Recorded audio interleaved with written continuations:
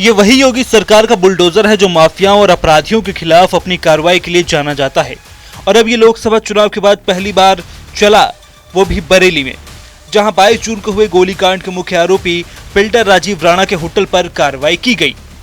गोलीकांड का मुख्य आरोपी राजीव राणा के यहाँ देखिए आवास और कार्यालय में किस तरह से सुबह से यहाँ बिल्डिंग जमींदोज की कार्रवाई की जा रही है। राजीव फरार, एक बार कैमरा से कहूंगा जरा देखिए तस्वीर दिखाई, किस तरह से यहाँ दो तीन जेसीबी आपको दिखाई देंगे और उसकी जो बिल्डिंग है और उसका कार्यालय है उस पर देखिए किस तरह से यहाँ जमींदोज किया जा रहा है, कार्रवाई की जा रही है। दरअसल बता दें शनिवार को गोलीकांड का मुख्य आरोपी राजीव राणा के आवास, बिल्डिंग और होटल पर जबरदस्त कार्रवाई की जा रही है। एक बार मैं कैमरा मैन से जरा जूम करके तस्वीरें दिखाई, देखिए किस तरह से यहाँ जेसीबी गजते हुए आपको दिखाई देंगे। पूरी बिल्डिंग को यहाँ जमींदोज किया जा रहा है। जहां तक आपकी नजर जाएगी हम पुलिस प्रशासन के लोग आपके लिए दिखाई देंगे। इस बिल्डिंग का बताया जा रहा है कि यहाँ इस पर कोई नक्शा नहीं, इस आलीशान बिल्डिंग बनाई थी इस तरह से 2 होटल में, उस पर भी कार्रवाई की जाएगी।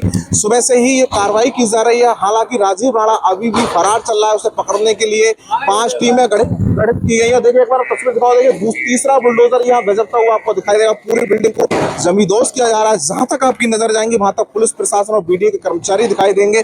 दरअसल राजीव राणा लगातार अपनी लोकेशन बदल रहा है और उसके लिए 5 टीमें गठित की गई है। एसओजी की टीम भी है। हालांकि कल की जो लोकेशन थी राजीव राणा की वो प्रयागराज में मिली है और वो सरेंडर करने के लिए लगातार उसने अपनी अर्जी दाखिल की है, लेकिन राजीव राणा ने अभी सरेंडर नहीं किया है। एक बार मैं कैमरामैन से कहूंगा फिर विजुअल दिखा देंगे किस तरह से उसको जमींदोज किया जा रहा है।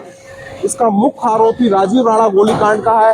उसके घर पर मकान और पूरे गोलीकांड का मामला संज्ञान मुख्यमंत्री ने खुद लिया था, उसके बाद ये कार्रवाई की गई है। तो वहीं गैंगवॉर मामले के मुख्य आरोपी बिल्डर राजीव राणा को पुलिस ढूंढती रही, मगर राजीव राणा के होटल पर जेसीबी चलने के बाद वो अपने कागज दिखाने पहुंचा।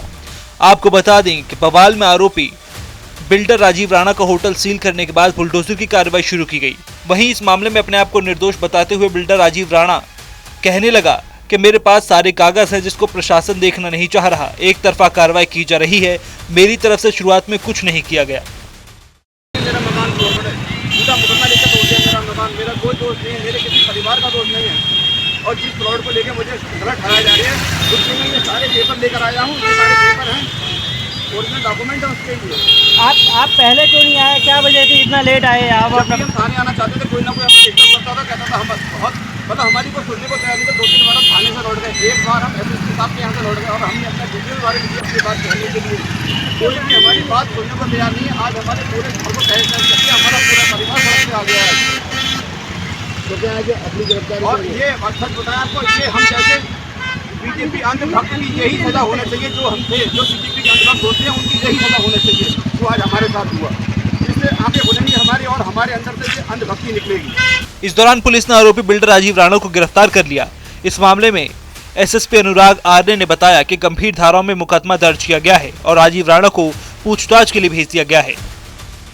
इज्जत नगर अंतर्गत जो घटना हुई थी जिसके संबंध में मुकदमा अपराध संख्या 386/24 गंभीर धाराओं में पंजीकृत था। इसका मुख्य वांछित अपराधी, इसका नाम राजीव राणा है, मुख्य आरोपी। ये आज एक ध्वस्तीकरण की कार्रवाई चल रही थी और उसके दौरान ये अपने कुछ साथियों के साथ वीडियो बनाते हुए मौके पर पहुंचा है। इसको तत्काल पुलिस के द्वारा हिरासत में लेते हुए पूछताछ के लिए भेजा गया है। बाकी जो भी डिटेल्स हैं वो इससे विस्तृत रूप से पूछताछ की जाएगी और इस पूरे प्रकरण में बहुत कठोर कार्रवाई इंश्योर की जाएगी। वर्तमान में भी जो उसके अवैध संपत्तियां हैं उनके ध्वस्तीकरण की कार्रवाई प्रचलित है और भी संपत्तियों का पता करते हुए और हम लोग इंश्योर करें। बताया जा रहा है कि इस मामले में पुलिस ने 2 एफआईआर दर्ज की हैं। पहली एफआईआर इज्जत नगर थाने के दारोगा राजीव प्रकाश ने दर्ज कराई है। इसमें बिल्डर राजीव राणा, रोहित ठाकुर, संजय, आदित्य उपाध्याय, अभिराज समेत 34 लोगों पर बवाल, हत्या का प्रयास और आगजनी के आरोपों में केस दर्ज किया गया है। इस एफआईआर में लिखा गया है कि राजीव राणा और आदित्य उपाध्याय के गुट में फायरिंग की। आदित्य उपाध्याय ने अपनी स्विफ्ट कार से राजीव राणा के पक्ष के लोगों को कुचलने की कोशिश की।